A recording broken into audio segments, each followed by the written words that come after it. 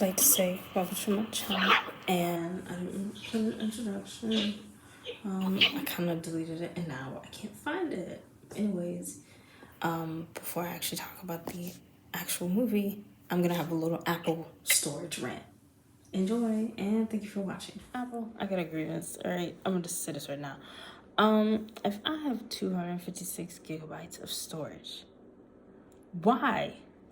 Why and why and why do at some point I have to buy extra storage? This phone costs well over $1,000, yet for some odd reason I have to go and buy more storage after the fact.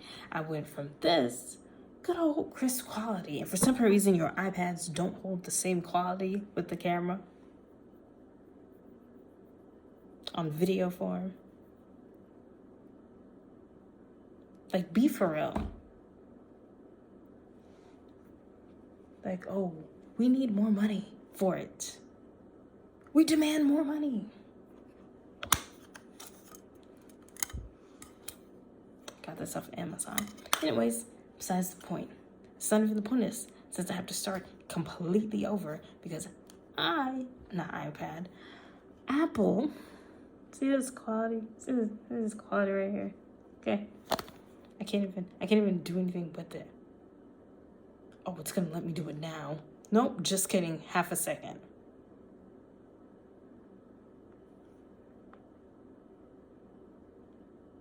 I deleted several things and it's telling me not enough. I'm so dumb.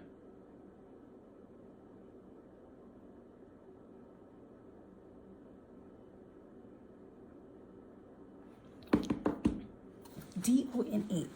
But I have to delete all but 5 because of the cord on my phone. Like, I don't want to have to buy storage. Yeah, this is what we are aiming for. Care to explain, Apple? Your products cost well over $1,000 and such, yet you have the gall and audacity to be like, oh, you know what? We're gonna make them buy more. Like, you know, that's not good enough, so we're gonna make them buy more. Anyways, it's not even the point of this video. I can't even do it. So, sorry if I seem a little bit too close. It's because I'm on the iPad. I was trying to do it on my phone, but it's like, no, you don't have enough storage. I can't even take a picture. I deleted stuff and it said I don't have enough. Anyways, the video was supposed to be about this movie called Joyride, and oh my gosh, I really have to fix that. Or maybe I need to. There we go. This movie called Joyride that came out in 2001, a little bit before Fast and Furious, with Paul Walker in it, and I forgot the other people in it. Honestly, I don't remember the names. So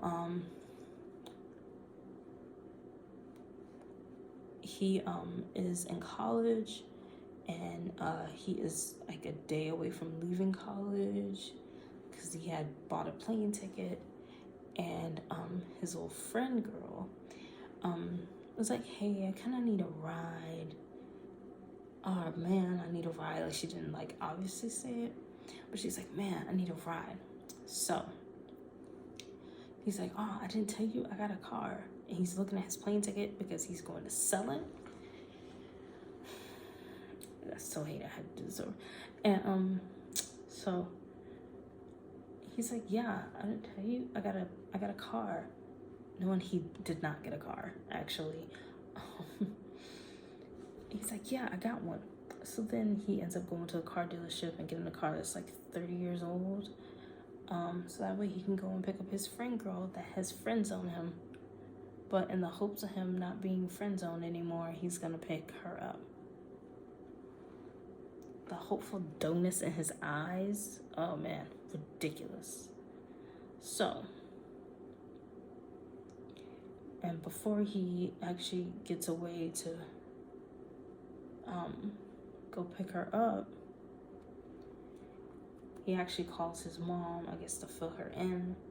And she's like, oh, your older brother, he's in jail again. He just can't help it. can't help himself. So,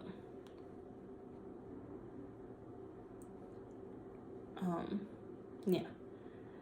She's like, she doesn't outwardly say it, but she says it enough, like in enough context that she's hoping that he'll go pick him up.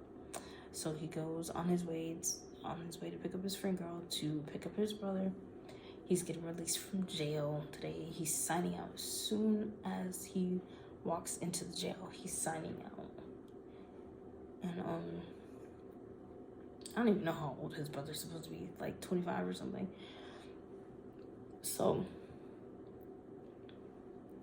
on the way to picking up his friend girl, he tells his brother, I guess, how he feels about the girl. And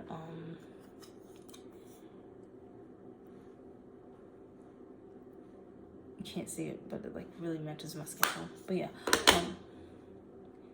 he tells his brother about his feelings for her or who the girl is.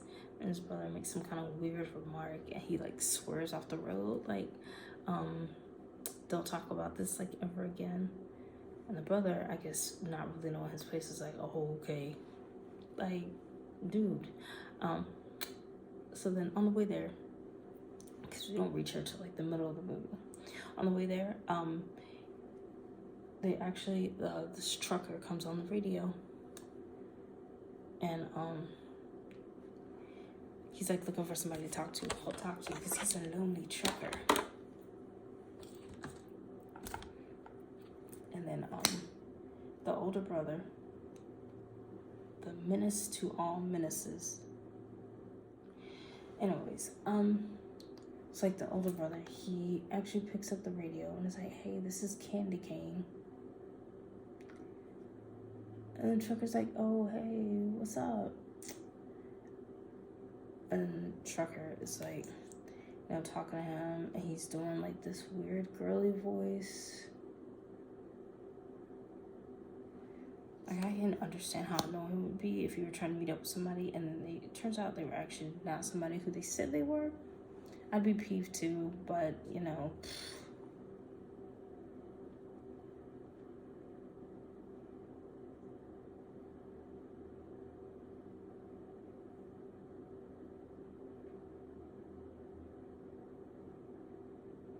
So yeah,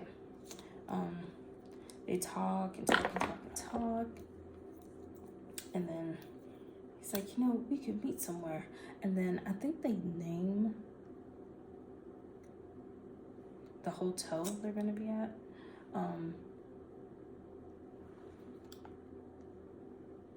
But they don't name like the room number they're in. Because actually, let me dial it back. Because actually, there was this guy who was kind of a jerk, like in front of the older brother in line to check into the hotel. And he was a jerk. But this guy, he was a real jerk.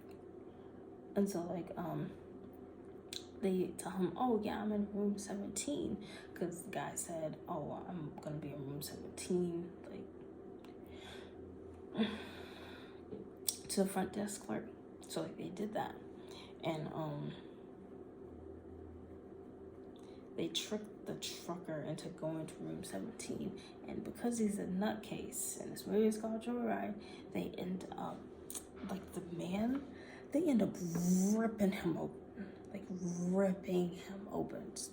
Well, not they, but the truck driver just rips his whole jaw open, and he's like that man will probably never be able to chew again, because jaw down here, regular part of mouth up here. Like, he ripped him open. So, like, he did that. Like, they don't know that until, like, the police officer comes, because they called the police. And then, like, I don't know. And Paul Walker's character woke up, and, yeah, Paul Walker's character, like, got there. And so, like,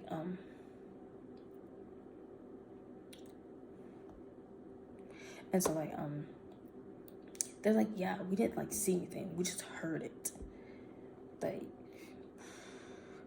And then after the police take them to the station, the sheriff like cusses them out and it's like, you, I went to the older brother, you just got out of jail yesterday and now y'all have me doing all this extra mess because y'all decided to play a prank. And then they eventually, after a little bit, make it to Paul Walker's character, like friend. I really don't even remember their names. They eventually make it to the way to pick up his friend girl. Okay, and she has no idea what has happened at all. And they've been like driving down the highway, and the trucker like comes in on the radio. Candy cane. He keeps repeating it. It's really creepy at this point. And that's what you get for playing a prank. Because now he won't let it go. Because he's crazy. So then, like, they're, I guess, making their way back to her home first. Okay. So, like, before they actually pick up the friend girl, they are afraid that the trucker is going to, that the trucker is going to find them, and they think the trucker has found them. In actuality, it's really just a box truck guy. I think he has ice in his truck. It's actually him and not like the trucker that they harassed in the first place. It's actually not him. Believe it or not. But then, like, when they're trying to leave, after the trucker finds them, essentially, and he runs into the box truck guy, and then he rams their car up to a tree, and then the older brother is like, oh, yeah, we're sorry. Like, he was trying to get him to apologize beforehand, and he was like, yeah, I'm sorry. And then he's like, all right, it was just a prank, the trucker. And then the older brother goes, oh, okay, yeah, that's cool, you know? And then, you know, they're shaking in their boots. And then they make their way to the friend girl. And then the trucker radios in again. I don't know what's... Okay, like... He's creepy, won't let it go. And then he, makes his way to, yeah, the trucker. He makes his way to where they're at. Like, did he put, like, a tracker on them? Or is he just, like... He just happens to be, like, this far away. Because every time that he's like, hey... And he's like, it seems like he's nearby. It's like, how would you even know this information? But yeah, the trucker also like plays a prank on them and tells them to go into a diner with no clothes on, and he'll let the friend live. They go in there with no clothes on, but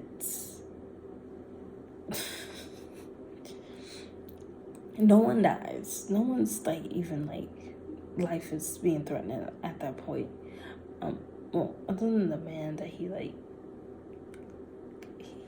almost murdered him. And then you know, they travel from different state to state. And then they get to this really hunky-dory town, and oh, it's super late. It's a really hunky-dory town where this guy harasses like the friend girl.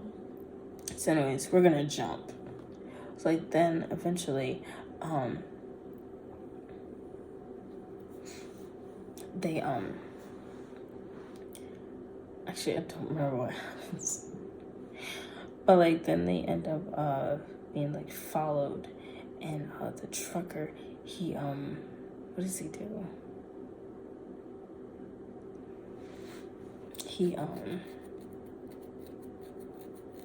He kidnaps the friend girl, right?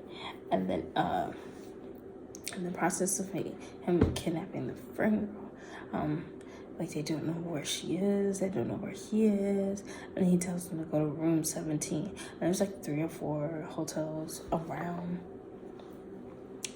and so yeah, they go to each one. One has like some army dudes, and then eventually they make it to the correct one, except they're like one door less than where they should be at. And so they go there, but then they almost turn the knob once they get to the correct door, correct. Once they get to the correct door, they almost like turn the knob. But then I guess they can hear her screaming. So like they don't try to open the door. And then they go around to like a side like little space thing, and they get kind of separated. And then the trucker, the lunatic, he actually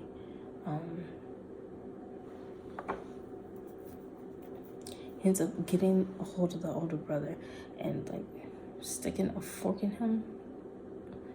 But like the fork part, like through is going through his feet, his foot, and it's not it's but he's like stabbed. Oh wait, no, it's not a fork. It's like a big like thing that twists like this, and it's like a metal rod, but it's like twisty. That's like all through his leg. It's painful to even look at. So like he's stuck in it. Paul Walker tries to get him out, and then he's like, no, just go ahead and find her.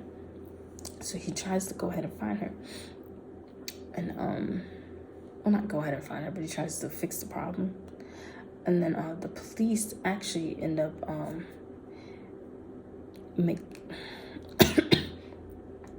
making it to the room that she's in, and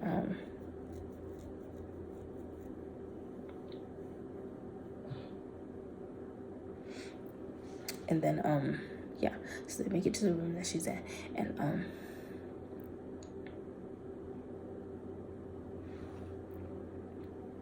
they're like standing around because they get her like unwrapped because she's tied like behind her arms, and they actually end up getting her unwrapped. And then all of a sudden like the truck comes through. Sorry if someone seems like blah, blah, blah, blah, but I like forgot like some points, but this movie's like 20 years old and it's on YouTube, so you go back and like rewatch it on here. You'll enjoy it. It's a nice little cute thriller, a nice little early 2000s thriller. Actually, it came out the same year as Jeepers Creepers. I think that movie's creepy in itself. Like, don't stop in small towns. Please don't stop at the creepy house because you want to see if they're alive. That's not your job. So, oh my gosh. So, yeah, the trucker actually bulldozes through the room. And I know what you're thinking. It's the trucker that's been harassing them the whole time. No, it's not. I thought the same thing, even after I watched the movie 20 times.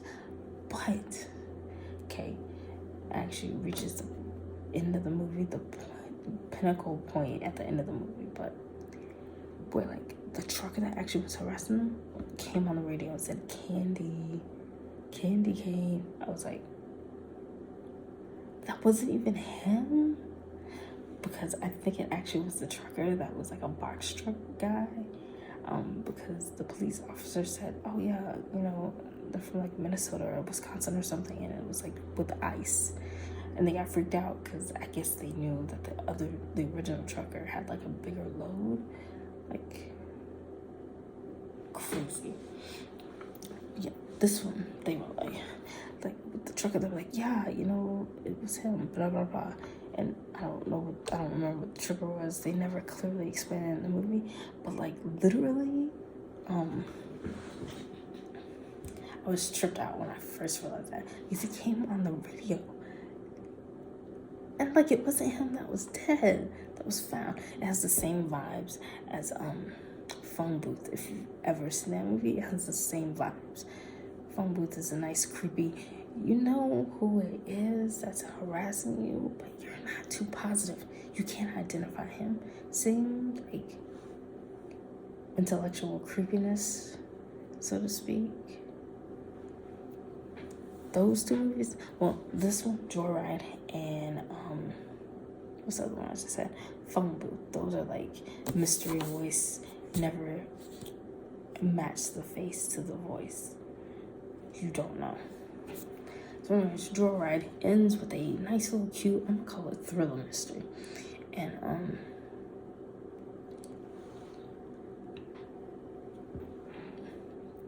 yeah, it's a cute little thriller mystery. And yeah, I do actually like the movie.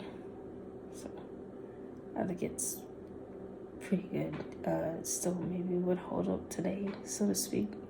So